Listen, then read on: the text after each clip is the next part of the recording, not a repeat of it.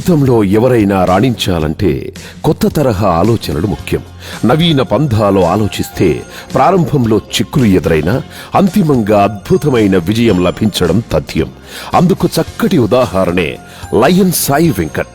1993లో revenue శాఖలో ఉన్నతోద్యోగాన్ని వదులుకొని గత 2 దశాబ్దాలుగా సేవా కార్యక్రమాల్లో నిమగ్నమైన లయన్ సాయి వెంకట్ పేరు రియాలిటీ రంగంలోనూ సినీ జగత్తులోనూ సుపరిచితం.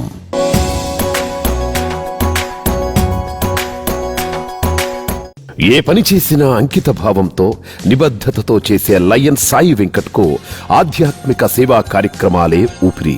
స్వర్ణ భారతి ఫౌండేషన్, విపంచి పత్రికల సారథిగా కూడా లయన్ సాయి వెంకట్ రాణించారు. అనేక మందికి స్ఫూర్తిదాతగా నిలిచారు.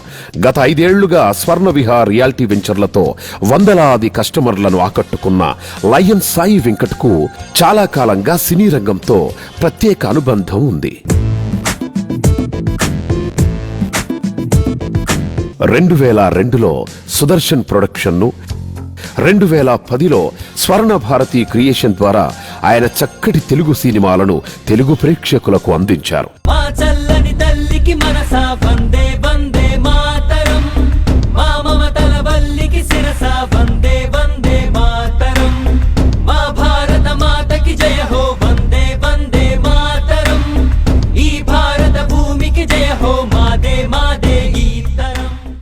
గతంలో విజయానికి సిద్ధం, యువకులు, నీతో నేనున్నాను, గల్లీ కుర్రోళ్లు, స్టూడెంట్ లైఫ్ వంటి సినిమాల నిర్మాణంలో కీలక పాత్ర పోషించి దర్శక నిర్మాతగా కూడా పేరు తెచ్చుకున్న స్వర్ణ విహార్ సారథి ఒకేసారి 10 సినిమాలను ప్రారంభించి సరికొత్త చరిత్రను తెలుగు సినిమా పరిశ్రమలో సృష్టించబోతున్నారు.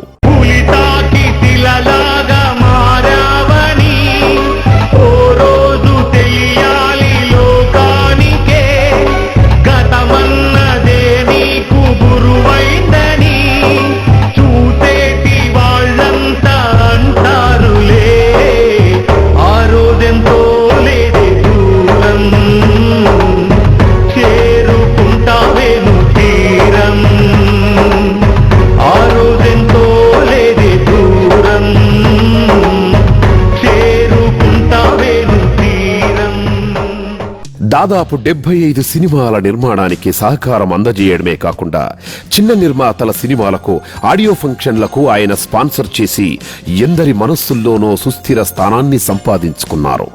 సినీ పరిశ్రమలో ఎవరికి ఏ అవసరం వచ్చినా వెంటనే తన సహకారాన్ని పరిపూర్ణంగా అందించే లయన్ సాయి వెంకట్ కు అనేక మంది ప్రముఖ రాజకీయ నాయకులతో సత్సంబంధాలున్నాయి.